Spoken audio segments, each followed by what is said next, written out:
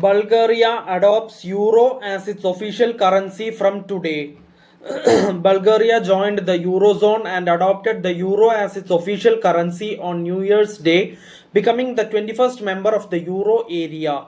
To ensure a smooth transition, the Bulgarian leu will remain in circulation alongside the euro throughout January. From February 1, the euro will become the country's sole legal tender. Accession to the Eurozone has been a key priority for the Bulgarian government since the country joined the European Union in 2007.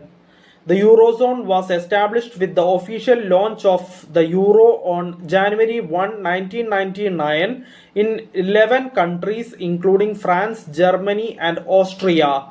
Currently, 6 of the European Union's 27 members countries Sweden, Poland, Czech Republic, Hungary, Romania and Denmark have not yet adopted the euro. Thank you for listening. Thank you for watching. Thank you everyone. Bye.